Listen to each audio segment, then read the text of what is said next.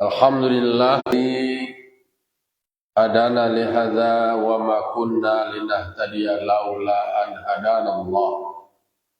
May yahdihillahu fala mudhillalah wa may yudlilhu fala hadiyalah. Asyhadu an la ilaha illallah wahdahu la syarikalah wa asyhadu anna Muhammadan abduhu wa rasuluh sallallahu alaihi wasallam la nabiyya ba'da amma ba'du. Qala rabbi shrah li sadri wa yassir li amri wa hlul 'uqdatam min lisani yafqahu qawli. Bapak-bapak, Ibu, kaum muslimin dan muslimat, jamaah Surau Nurul Jihad Pasak Kandang Balai Lia Lubu Aluang yang dimuliakan Allah Subhanahu wa taala. Pertama sekali, puji serta syukur kita ucapkan atas kehadirat Allah Subhanahu wa taala yang telah berikan limpahan nikmat, rahmat dan karunia-Nya kepada kita bersama. Alhamdulillah kita masih Allah berikan kesehatan. Walaupun ada batuk-batuk sete, kalau flu sekete, nyo kalau cegaknya waktu itu kadang-kadang bangang oleh. Jadi lai masih bisa aja li taguknya badan baru. Kita syukuri dan selalu kita mohonkan kepada Allah selalu diberikan kesehatan, kemudian kesehatanku dipagunuan untuk beribadah, jauh dari penyakit dan mara bahaya. Salam dan salam kita kirimkan kepada arwah junjungan kita, yakni Nabi besar Mustafa Muhammad sallallahu alaihi wasallam, tauladan kita, panutan kita dalam menjalani hidup dan kehidupan. Baik Bapak-bapak, Ibu, kaum muslimin dan muslimat yang dimuliakan Allah. Pagi kini kita lanjutkan ulang kaji kita dalam masuk surah Al-An'am ayat 37. A'udzu billahi minasy syaithanir rajim. Bismillahirrahmanirrahim. Wa qalu laula nuzzila alaihi ayatun min rabbih. Qul innallaha qadirun ala ayyunazzila ayatan walakinna aktsarahum la ya'lamun. Sadaqallahul azim. Di ayat 37 surah Al-An'am Allah berfirman, wa qalu, mereka orang-orang kafir berkata, yang mengecilkan Nabi Muhammad,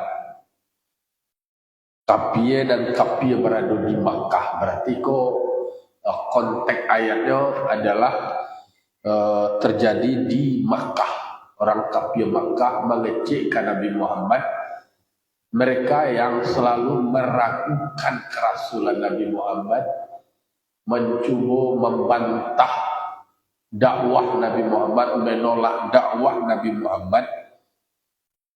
Mereka mengecil kecilnya. Laula nuzzila alaihi ayatun min rabbih. Kalau iyo Nabi Muhammad ku rasul, mengapa tidak diturunkan kepadanya mukjizat atau tanda-tanda atau ayat dari Tuhannya? Contohnya disampaikan di dalam tafsir seperti naqah, sapi betina. Kan ada mukjizat Nabi Saleh, sapi betina, ada batu gadang, kecil umat dari Rasul Soleh. Kata beliau, cuba ko iyo engkau Rasul kaluan jawi sapi dari batu go. Iko permintaan. Ya memang umat terhadap Rasul-Rasulan dulu itu aneh-aneh minta. Ko iyo engkau Rasul, cubalah minta ke Tuhan engkau, buktikan kepada kami. Ko iyo kecil engkau lai badanga, doa engkau lai dikabulkan. Cuma minta ke Tuhan engkau. Keluar jauhi di dalam batu gadang meneh. Tak tu meneh. Umat Rasul Soleh. Tapi dengan doa dari Rasul Soleh, iyo keluar jauhi batino gadang sapi. Untung batino dari dalam batu itu tadi. Apakah mereka tetap beriman? Tidak. Keluar solehan itu untung batino dari batu gadang itu. Dari gadang. Kalau lah tak kata untung gadang lah. Kalau cik orang tua gadang pagu je. Bak gadang pagu tu. Ada gadang pagu, gadang lontiang. Kan ada tu kena-kena istilah. Sagadang pagu dia tiap pagu je. Gadang tinggi untung tu tadi. Ada permintaan mereka dikabulkan. Ternyata ada hari tertentu untung kau minum. Untung gadang tekan di bandar awak. Jadi hari tertentu minum untung kau tak boleh digaduh-gaduh. Tu merasa terganggu loh ya. Merasa terganggu loh. Alek diminumnya di untung kau ia dijujui ya kata dia. Habis ia deh. Agak sudahnya ebo loh yo. Ebo batang kalo. Kecil lagi membalak untuk rumah aja. Anak do cala anak do guru ai kau. Bunuh je untuk je ada propagator tetap ada je aktor intelektual ada aktor intelektual yang memprovokasi. Kalau tekan awak kini dibuat pamflet dibuat selembarannya ada isu yang disampaikannya. Untuk aku tadi mania yo awak kira itu. Habis ia dia awak ka pembunuhan ia kan untuk itu kesudahannya. Padahal meminta tu siap. Inyo untuk keluar dari batu kira. Begitulah mukjizat yang Allah turunkan kepada rasul-rasul berdasarkan permintaan dari kaumnya.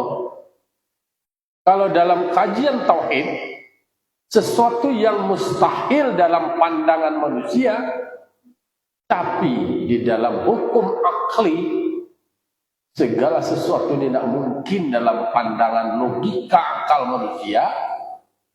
Karena Allah Maha Kuasa bisa-bisa saja Allah Ta'ala.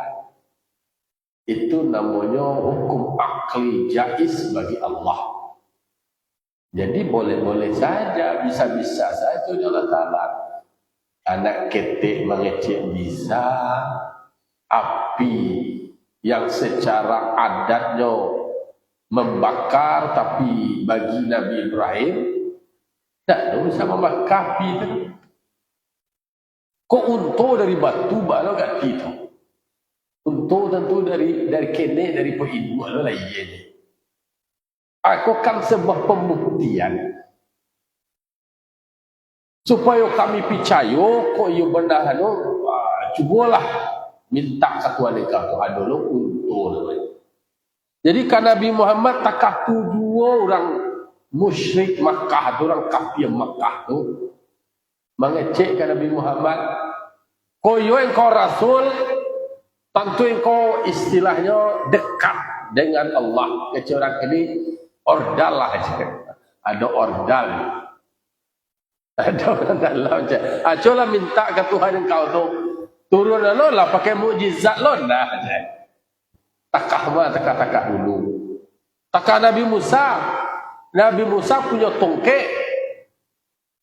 Ada tungke kan dulu sama Firaun kau banyak tukang tanung kemudian ahli sihir ya dulu istilah tukang tanung kau ahli sihir kau lah ada ya. Jadi Diojoknya ke ular gadang. Lah main-main ular tu sejak dulu lah. Jadi Nabi Musa murahnya di Allah Ta'ala. Tungkek bisa berubah jadi ular. Di loncengnya tungkek cek lah. Dilulu ular orang tu. Atau nanti boleh kereta. Takkan je. Jangan mereka kereta kilo roda. Jadi takah mukjizat yang luar biasa kayak disebutkan dalam tafsir itu adalah seperti tungkek wal asa. Tungkek. Dawak tungkek awak kayu di lonceng dawak bang. Jadi tanaman tumbuh sekali di orang awak di tanah Indonesia. Di lonceng tungkek kayu lah. Tambah lu panci. Di loncengnya sekali tumbuh. Itu mukjizat orang Indonesia. Mukjizat alamnya, suburnya alam orang Indonesia. Tapi tungkek berubah jadi ular. Dan ada tungkek itu tumbuh menjadi sebuah tanam-tanaman dan sayur-sayuran. Jadi makanya pembuktian takat itu bagi orang lain tak beriman, dia nak beriman gaido. Hanya sekedar menuntut mau uji. Maka kan ada orang nak mengaji, ada orang nak mau uji. Di sekedar uji je di tes yo Nabi Muhammad ko rasul tu ya. Cuma mana tungkek gay kau. Kayak Nabi Musa tungkek bisa membalah lawi gay. Kan dekat tu. Maka dijawablah terkait dengan permintaan mereka itu seperti mengapa? Dia pertanyaannya laula nuzila alaihi ayatun min rabbih. Kenapa tidak pakai mukjizat kau? Cobalah minta lo ke Tuhan kau. Itu pertanyaan yang selalu berulang-ulang disampaikan oleh manusia kepada rasul-rasul termasuk kepada Nabi Muhammad. Takah tujuh dalam sampai kekinian takah tujuh. Maka menarik sebenarnya di dalam kitab Fawaid Al-Mukhtarah tentang tungkek Nabi Musa. Jadi tungkek Nabi Musa tu sampai persegi. Kalau di rawak tungkek boleh. Tapi ada juga tungkek dan petak. Akah tonggak sampai persegi. Ternyata Ambo waktu di pesantren itu diimlaan dan Buya Ambo tentang isi pesan tungkek tadi. Ada ampe pesan dalam tungkek. Dan pertama, innal alima idza lam ya'mal bi ilmihi yaqulu wa iblisu sawa. Jadi redaksi atau tulisan yang tertulis pada balah dan pertama, petak dan pertama, sisi yang pertama, innal alima idza lam ya'mal bi ilmihi yakun wa iblisu sawa. Sesungguhnya orang alim apabila dia tidak beramal dengan ilmunya, maka adalah ia sama seperti iblis. Aku kaji awak nalai mengaji, awak nalai bakaji, awak nalai berilmu. Kalau awak tidak mengamalkan ilmu awak, jawab sama ju iblis. Artinya adalah iblis kau nyoba kaji, iblis kau berilmu. Tapi tidak mengamalkan, justru kaji kau membalik kaji, melawan kaji, justru meminta kaulah Ta'ala panjangnya umur kami. supaya kami bisa menggoda dan menggaduh manusia. Sama je kami nanti di neraka je. Kami pengaruhi dia. La'amla anna jahannama minal jinnati wan nasi ajma'in. Nanti kan berkumpul kami di neraka jahannam nanti. Kecil iblis kita ni. Kalau soal ilmu, soal dia tahu, apa boleh dia dapat bocoran informasi dari Allah Ta'ala. Iblis dia bisa bolak balik dapat informasi dari sarungku iblis. Di sarungku. Sehingga dia bersumpah lo menjadi penasihatnya Nabi Adam. Demi Allah. Oh iya, ambo ko penasehat engkau. Ambo kalah tuwo. Lah pengalaman ambo mah. Dan lain kecil ambo ko. Ikut je lah. Bersumpah mo ya Allah. Tak percaya je tu lain. Bersumpah ke iblis ko demi Allah. Dek gara-gara iblis ko bersumpah je Allah Ta'ala. Abang kau percaya, oh lah bersumpah atas nama Allah gaya. Ayo tu mah. Awak kira orang nak cakap tu, Allah bersumpah. Awak bersumpah wa demi Allah wa bayi besok utang wa tu je. Dia dekat tu jadi biasa. Faham? Tiyo lo kecil awak. Ayo cakap tu lah. Yo lah tahu tu je tu tanggal belo, janji belo tahu aja. Tapi tidak berkomitmen, tidak bangarajuan anak sesuai dengan yang tahu itu tadi. Akhirnya lupa. Dan kalau iyo sesuai, bila awak butang, bila tu dah do. Apa dah lama tulis tu? Menulis kaji syariat, ia pakai tulis deh. Adalah saksi deh. Awak delok aja bah. Orang tu je lah bersumpah lah demi Allah. Pada panjangnya kerana jual tu dia dipinjam. Tapi lagi pilih tadi. Ia punya tahu itu, hutang itu dia tahu. Tapi nak dia kerajuan nak dia komit dengan itu. Itulah digambarkan pertama tak tulis di dalam tungkik Nabi Musa. Jadi ada pesan yang luar biasa dalam tungkik itu. Tungkik itu bisa menjadi sebuah mukjizat. Kalau dewa, kau betul tulis lah tu. Dan dewa betul tulis bersuara tu, bohong nak beli kadang-kadang dia dah boleh tukar Al-Quran. Tungkik itu. Mungkin kalau seandainya ada tu pastilah menjadi museum besar, langsung viral.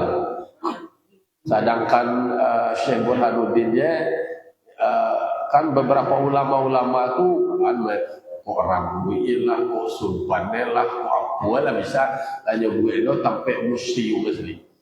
Sampai lalu lah, sampai tidur pun pernah ke Blitar, ke kampung Pak SBY, rumah sampai lalu itu je lah jadi museum. Aku kabarnya, kok sampai lalu dulu ketuku berpujangan. Boleh kalau saya ada tungkik Nabi Musa, tapi tungkik itu dia tak ada oleh pesan itu mesti ada.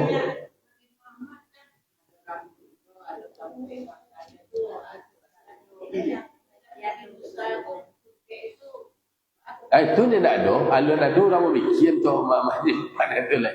Dan jalan pesan itu terdapat di dalam kitab Fawaid Al-Mukhtarah. Itu kan pesan apa tulisan yang tak tulis di dalam tungkik itu tadi. Yang kedua lagi, isi pesan dari tungkik Nabi Musa itu, innal waliya. Kalau dulu aku menulis sama Buyamo nama innas sultana.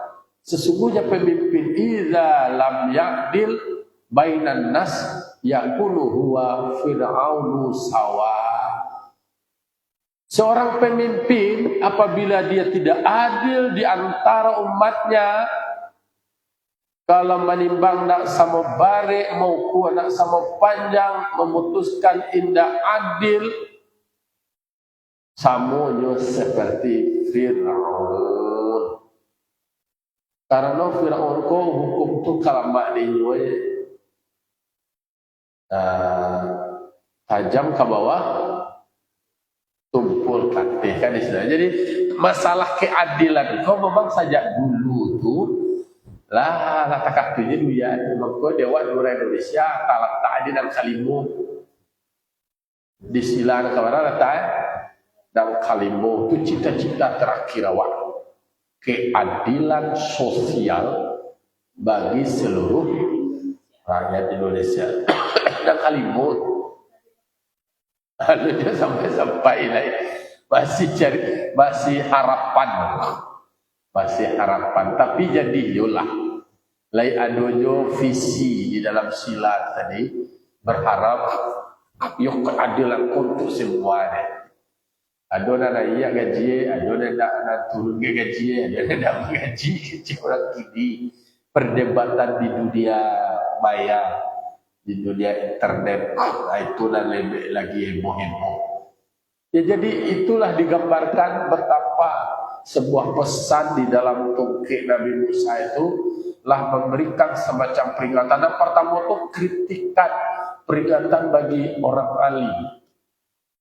Para alim, you kalau tidak beramal, you sama dengan setan.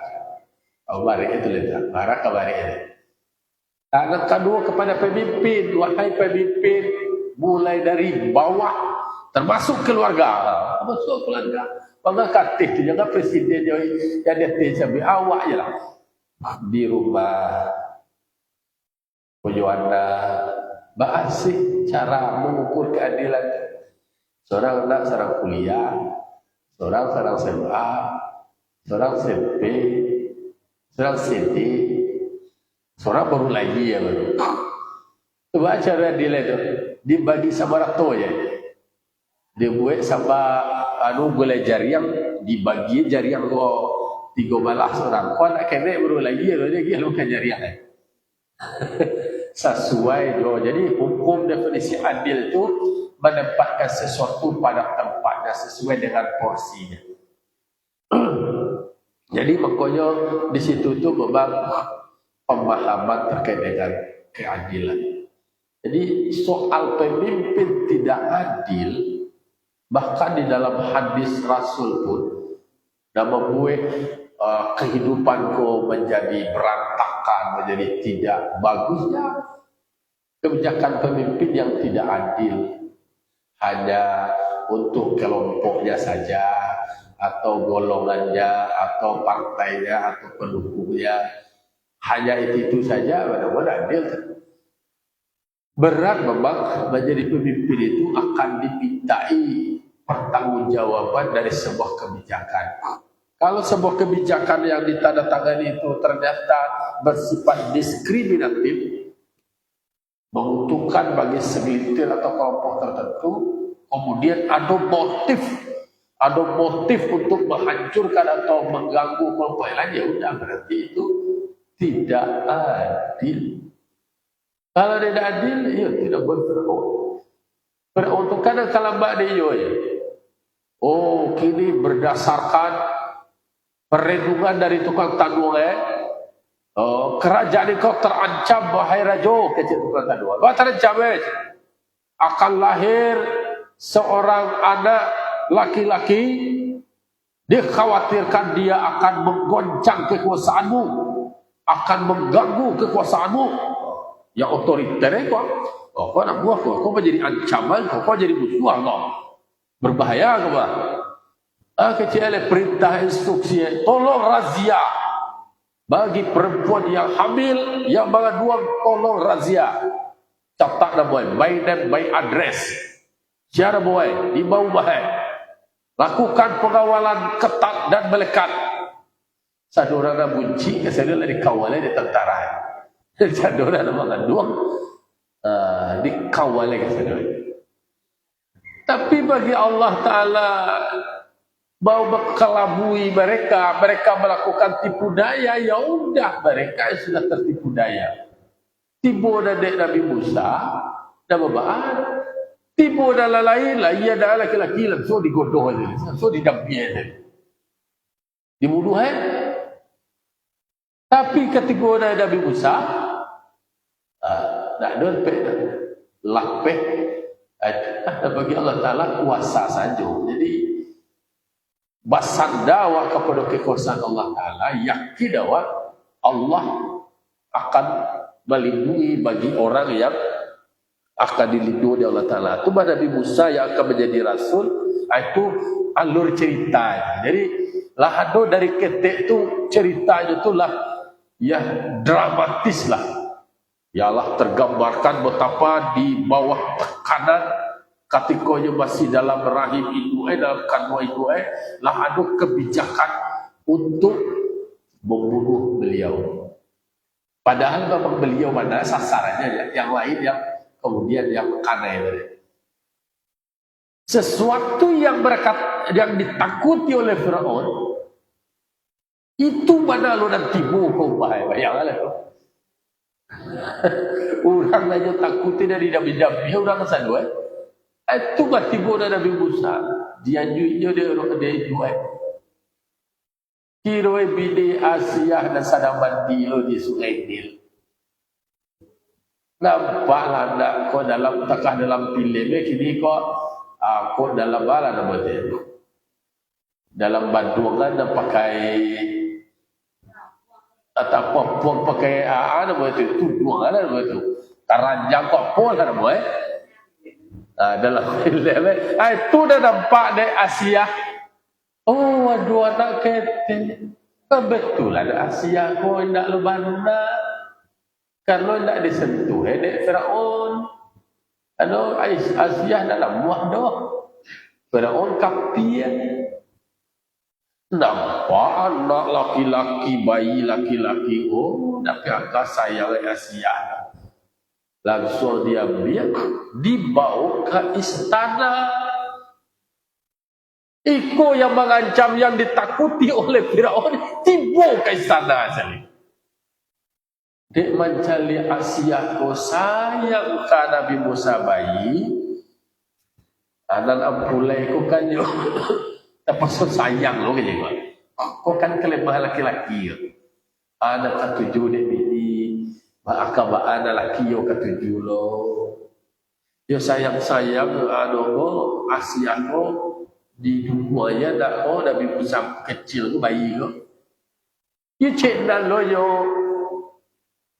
iyo lo dek jo ko tu lah masalah. Iyo cuba lo cek dengan dong lo, baru dengan dong lo. Kedek baru bayi baru bisa lo pegang janggu kari lo tak baju dah banget tidak. Awak ibu dah punya anak dah bayi tu dah ketika dia masih ketek tu. Lah depan dia lah kue gagal banyak lu dia. Alu dia kue gagal banyak lagi. Iko yo pada bisa mengganggam janggu Firaun. Dia lo janggu itu. Dia gang lo. Tak pakai Firaun deh. Sebenarnya tando-tando Firaun ko akan di apa lah itu. Akan diberikan semacam lawan tanding melalui Nabi Musa ko lah ado. Allah ado tando-tando memang itu sebenarnya dan Firaun dak buat bini ko sayang kasih sesuatu ya termasuk sayang kiru iyo merasa tersakiti Firaun langsung sadar Firaun dia sampai ke bini. Wahai Asia, bantu aja. Kau dah kabar berdua celakai aku ni. Kau dah mencelakai Jo, bantu aku kau kita bunuh aja kau lain. Dah lah Jo kan ketek. Jo kan masih bayi. Banyak bangarati tu. Mungkin tak sengaja dia tu loh. Tailo jangan ajo deh.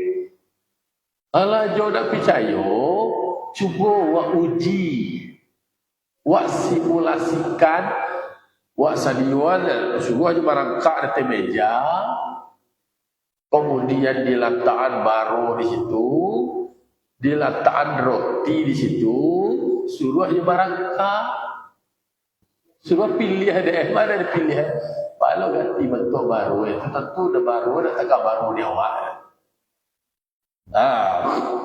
Jadi jalan ceritanya berdasarkan skenario dari Allah Subhanahu wa taala, yo dan Nabi Musa kecil bayi ko tadi na roti dari itu.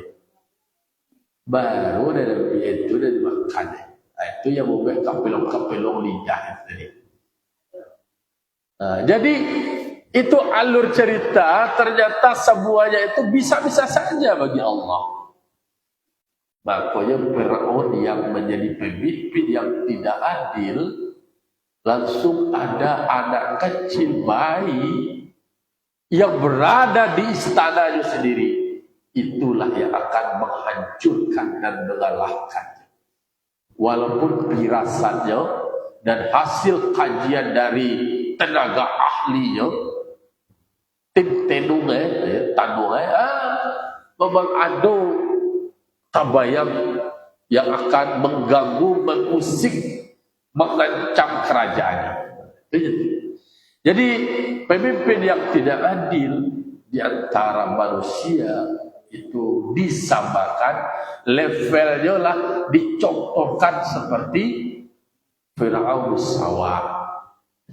Dan ketiga oleh idza tajira, sesungguhnya pedagang idza lam yunfik amwalahum fima faradallahu wa lam yajma'ha min hilin yakunu huwa qarunus sawa. Seorang pengusaha, pedagang atau orang kaya yang tidak menginfakkan dan kemudian menggunakan hartanya kepada apa yang Allah ridhoi dan kemudian tidak mengumpulkannya dari yang halal, maka disamakan dengan Qarun. Orang dan seperti itu menumpuk-numpuk harta, tidak memanfaatkannya sesuai dengan ketetapan Allah, cara mengumpulkannya bukan dengan yang halal, ya udah namanya adalah sama seperti Qarun. Lahado contoh saja, lahado gambarannya saja. Nanti itu namanya adalah Qarun. Nama orang dan jolai berpinti, jolai berbagi, tapi tidak nama berbagi namanya Qarun. Dan kampe ko sebagai rendolan wa innal faqira idza lam yasbir ala faqrihi yakunu huwa qalbun sawa wal qalbus sawa. Orang fakir yang tidak sabar atas kefakirannya disamakan dengan wow. Kok tidak sabar awak ni, bagaimana ni cara dia orang. Ayo ya awak cik nak sabar dia. Baratok ya. Akhirnya disamakan makamnya, levelnya dengan wewe. Wow. Lebih parah lagi. Memang itulah dicontoh. Jadi mau ada tungke, mau ada onta, mau ada Al-Maidah, kan sebelumnya adalah Nabi Isa diminta bah Al-Maidah, Allahumma anzil alaina maidatan, ya Allah turunkanlah kepada kami maidah, hidangan. Pokok kalau mengaji surah Al-Maidah, takah tu permintaan orang musyrik tu ada sesuatu yang luar biasa, atau baru ada tu. Kalau tukang ube pada tidak adanya percaya. Kalau tukang ube dulu kalau di balai itu kan ada pakai sesuatu yang luar biasa tontonannya. Pasti ada ini lagi lah. Tidak ada lagi.